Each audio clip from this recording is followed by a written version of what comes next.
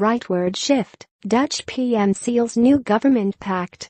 The Hague, Reuters. Dutch Prime Minister Mark Rutte sealed a deal to form a new coalition government on Tuesday, announcing a major tax overhaul and steering the Netherlands towards the political right.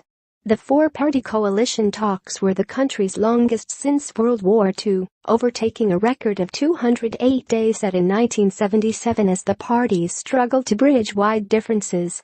Among the issues discussed in often fraught debates were migration, a topic which dominated the national election in March in which the anti-Islam party of Geert Wilders finished second, taxation and euthanasia.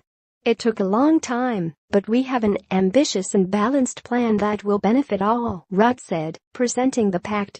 Rutte, who leads the Liberal VVD party, will head his third government since coming to power in 2010. He is due to start picking his cabinet on Friday, the day after Parliament debates the government pact, and have his team installed by the end of this month. The coalition will have a more right-wing hue than the outgoing government of the VVD and the centre-left Labour Party. The Independent Budget Office said the government's plans would increase growth in gross domestic product, GDP, by 0.2 percentage points annually through 2021, with average growth forecast at 2%. But despite being able to reap the benefits of the strongest Dutch economic expansion in a decade, at over 3%, the new government may struggle to promote its political agenda, given its wafer-thin, one-seat majority in both houses of parliament. Among the most important plans of the new coalition, which comprises the VVD, the centrist D66 and conservative Christian parties CDA and Christian Union, is a large tax overhaul, with a cut in income taxes worth around €6 billion, $7.1 billion, that will benefit the wealthy and middle classes. The coalition also aims to lower the corporate tax rate from 25 to 21%, which will be partly offset by higher taxes on food and a scaling back of tax breaks for homeowners. The largest employers' association said the plans would make the Netherlands more attractive for international companies. The dividend tax is going to be totally abolished. That's especially beneficial for foreign investors, said Marcel Klok, a senior economist at ING Bank. Lowering taxes for households and companies will bring higher consumer spending and employment that will support the wider economy.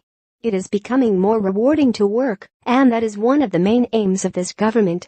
However, labor unions said the plans would raise the cost of living, while companies' shareholders are being pampered. The coalition does not include Wilders' party, and, while a greater focus on national identity is part of its agenda, a clampdown on migration is not. The four parties have agreed to limit financial allowances for asylum seekers in the first 2 years of their stay, though the Netherlands plans to admit several hundred refugees per year more than until now. Government plans also include higher taxes for polluters and the promise to shut all 5 coal-fired energy plants in the country by 2030. This should help lower emissions of carbon dioxide in 2030 to 49% of the level reached in 1990. That goal seems unfeasible, environmental group Greenpeace said. Coal plants will be allowed to run 10 years longer than necessary, while other plans to reduce emissions remain vague. A plan by D66 to extend euthanasia will not get the full support of the coalition since the CDA and Christian Union opposed the idea. Additional reporting by Anthony Deutsch and Stephanie van den Berg. Editing by Gareth Jones.